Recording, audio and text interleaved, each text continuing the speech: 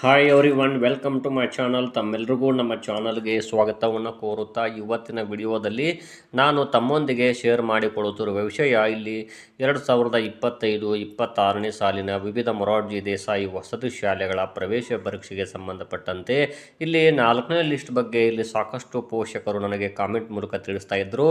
ಅವರಿಗೆ ನಾನು ಈ ಮಾಹಿತಿಯನ್ನು ತಮ್ಮೊಂದಿಗೆ ಶೇರ್ ಮಾಡ್ಕೊಳ್ತಾ ಇದ್ದೀನಿ.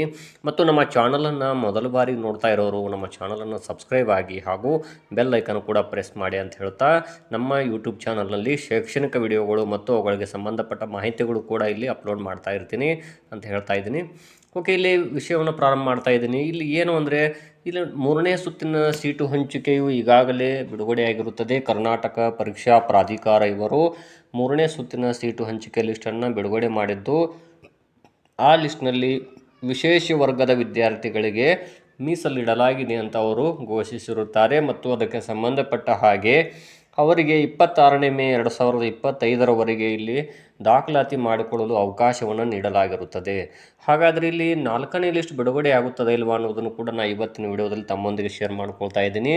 ಇನ್ನೊಂದು ವಿಷಯವನ್ನು ತಮ್ಮೊಂದಿಗೆ ಹೇಳೋದಾದರೆ ಇಲ್ಲಿ ಯಾವುದೇ ವಿಶೇಷ ವರ್ಗದ ಮೀಸಲಾತಿ ಅಡಿಯಲ್ಲಿ ಸ್ಥಾನಗಳು ಖಾಲಿ ಉಳಿದಲ್ಲಿ ಆಯಾ ಜಿಲ್ಲೆಯ ಇತರೆ ವಿಶೇಷ ವರ್ಗದ ಅಂದರೆ ಇಲ್ಲಿ ಅಂಗವಿಕಲ ಆಗಿರ್ಬೋದು, ಮಾಜಿ ಸೈನಿಕ, ವಿಶೇಷ ದುರ್ಬಲ ವರ್ಗದ ಅಭ್ಯರ್ಥಿಗಳಿಗೆ ಪ್ರವೇಶ ಪರೀಕ್ಷೆಯಲ್ಲಿ ಪಡೆದ ಅಂಕಗಳ ಆಧಾರದ ಮೇಲೆ ಅದೇ ವರ್ಗದ ಅಭ್ಯರ್ಥಿಗಳಿಗೆ ಅವಕಾಶವನ್ನು ಕಲ್ಪಿಸಲಾಗುತ್ತದೆ. ಅಂದರೆ ಇಲ್ಲಿ ಪರಿಶಿಷ್ಟ ಜಾತಿ, ವಿಶೇಷ ದುರ್ಬಲ ವರ್ಗದ ಬಾಲಕ ಸ್ಥಾನ ಲಭ್ಯವಿದ್ದಲ್ಲಿ ಇತರ ವಿಶೇಷ ವರ್ಗದ ಪರಿಶಿಷ್ಟ ಜಾತಿಯ ಬಾಲಕರಿಗೆ ಅವಕಾಶವನ್ನು ಕಲ್ಪಿಸಲಾಗುತ್ತದೆ ಅಂತ ಹೇಳಿದ್ದಾರೆ. ಆದರೆ ಇಲ್ಲಿ ಗಮನಿಸಬೇಕಾದ ಮತ್ತೊಂದು ವಿಷಯವೆಂದರೆ ವಿಶೇಷ ವರ್ಗದ ಮೀಸಲಾತಿ ಅಡಿಯಲ್ಲಿ ಸ್ಥಾನಗಳು ಖಾಲಿ ಉಳಿದಲ್ಲಿ ವಿಶೇಷ ವರ್ಗದ ಅಭ್ಯರ್ಥಿಗಳು ಲಭ್ಯವಿಲ್ಲದಿದ್ದಲ್ಲಿ ಆಯಾ ವರ್ಗದ ಅಭ್ಯರ್ಥಿಗೆ ಅವಕಾಶವನ್ನು ಕಲ್ಪಿಸಲಾಗುತ್ತದೆ. ಅಂದರೆ ಇಲ್ಲಿ ಪರಿಶಿಷ್ಟ ಜಾತಿ, ಪರಿಶಿಷ್ಟ ವರ್ಗ, ಹಿಂದುಳಿದ ವರ್ಗಗಳ ವಿಶೇಷ ವರ್ಗಕ್ಕೆ ಮೀಸಲಾತ ಸ್ಥಾನಗಳು ಖಾಲಿ ಉಳಿದರೆ ಕ್ರಮವಾಗಿ ಪರಿಶಿಷ್ಟ ಜಾತಿ, ಪರಿಶಿಷ್ಟ ವರ್ಗ ಮತ್ತು ಹಿಂದುಳಿದ ವರ್ಗಗಳ ಇತರೆ ವಿದ್ಯಾರ್ಥಿಗಳಿಗೆ ಅವಕಾಶವನ್ನು ಕಲ್ಪಿಸಲಾಗುತ್ತದೆ. ತಾವು ಕೂಡ ಇಲ್ಲಿ ಗಮನಿಸಬೇಕು. ಈಗಾಗಲೇ 3ನೇ ಸುತ್ತಿನ ಸೀಟು ಹಂಚಿಕೆಯನ್ನು ಈಗಾಗಲೇ ಬಿಡುಗಡೆಯಾಗಿರುತ್ತದೆ. ಒಂದು ವೇಳೆ ಅವರಿಗೆ ಕಡೆಯ ದಿನಾಂಕ ನಾಳೆ ಇರುತ್ತದೆ. ನಾಳೆ ಒಳಗಾಗಿ ಅವರು ಅಡ್ಮಿಷನ್ ಮಾಡಬೇಕಾಗುತ್ತದೆ.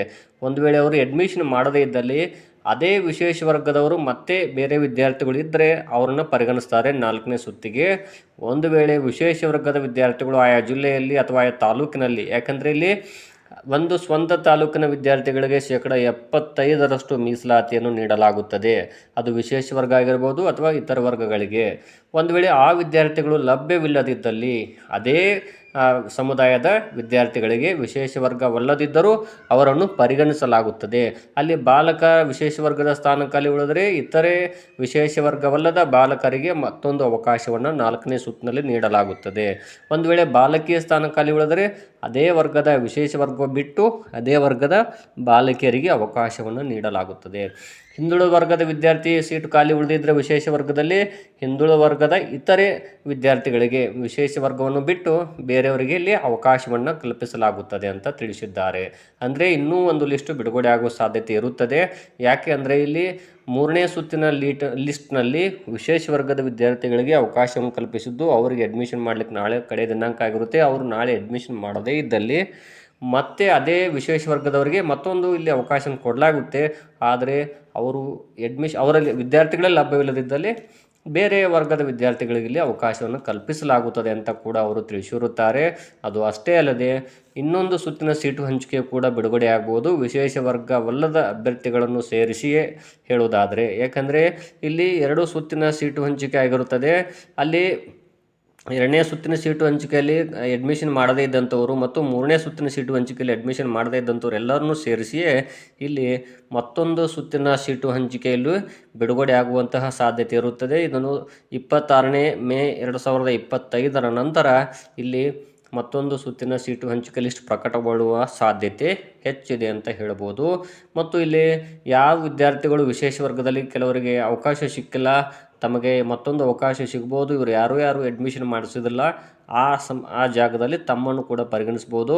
ಕೆಲವು ಜಿಲ್ಲೆಗಳಲ್ಲಿ ಅಥವಾ ತಾಲೂಕುಗಳಲ್ಲಿ ವಿಶೇಷ ವರ್ಗದವರು ಲಭ್ಯವಿಲ್ಲದಿದ್ದಲ್ಲಿ ಅದೇ ವರ್ಗದ ವಿಶೇಷ ವರ್ಗವನ್ನು ಬಿಟ್ಟು ಬೇರೆಯವರಿಗೆ ಇಲ್ಲಿ ಮತ್ತೊಂದು ಸುತ್ತಿನ ಸೀಟು ಹಂಚಿಕೆ ಲಿಸ್ಟನ್ನು ಇಲ್ಲಿ ಬಿಡುಗಡೆ ಮಾಡುವಂತಹ ಸಾಧ್ಯತೆ ಹೆಚ್ಚಾಗಿರುತ್ತದೆ. ಆದ್ದರಿಂದ ತಾವೆಲ್ಲರೂ ಕೂಡ ವೇಟ್ ಮಾಡಿ 26ನೇ ಮೇ 2026 ನಂತರ ಮತ್ತೆ ಇಲ್ಲಿ ಹೆಚ್ಚಿನ ಅಪ್ಡೇಟ್ಸ್ಗಳು ಬಂದಲ್ಲಿ ನಾನು ತಮ್ಮೊಂದಿಗೆ ಇಲ್ಲಿ ಶೇರ್ ಮಾಡ್ಕೊಳ್ತಾ ಇದ್ದೀನಿ. ನಮ್ಮ ಚಾನಲನ್ನು ನೋಡ್ತಾ ಇರಿ ಮತ್ತು ನಮ್ಮ ವಿಡಿಯೋಗಳು ಯಾರಿಗಾದರೂ ಉಪಯುಕ್ತವಾಗುವಂತಿದ್ದರೆ ಅವ್ರಿಗೆ ಶೇರ್ ಮಾಡಿ. ಯಾಕಂದರೆ ಇದು ಬಹಳಷ್ಟು ಜನರಿಗೆ ಮಾಹಿತಿಗಳು ತಲುಪುವುದಿಲ್ಲ. ಹಾಗಾಗಿ ತಮಗೆ ಯಾರಿಗಾದರೂ ಉಪಯುಕ್ತ ಆಗುವಂತಿದ್ದರೆ ಶೇರ್ ಮಾಡಿರಿ. ಇಲ್ಲಿ ಆಯಾ ಜಿಲ್ಲೆಯ ಅಭ್ಯರ್ಥಿಗಳಿಗೆ 75% ಅಂದರೆ ಆಯಾ ತಾಲೂಕಿನ ವಿದ್ಯಾರ್ಥಿಗಳಿಗೆ 75% ಅವಕಾಶಗಳು ಇರುವುದರಿಂದ ಒಂದು ವೇಳೆ ಆ ವಿದ್ಯಾರ್ಥಿಗಳು ಇಲ್ಲದೇ ಇದ್ದಲ್ಲಿ ಅಂದರೆ ವಿಶೇಷ ವರ್ಗದವರು ಇಲ್ಲದೇ ಇದ್ದಲ್ಲಿ ಬೇರೆಯವರಿಗೆ ಅವಕಾಶವನ್ನು ಇಲ್ಲಿ ಸರ್ಕಾರ ನೀಡಬಹುದಾಗಿರುತ್ತದೆ ಅಂತ ಈ ಮೂಲಕ ತಮ್ಮೊಂದಿಗೆ ಈ ಮಾಹಿತಿಯನ್ನು ಹಂಚ್ಕೊಳ್ತಾ ಇದ್ದೀನಿ.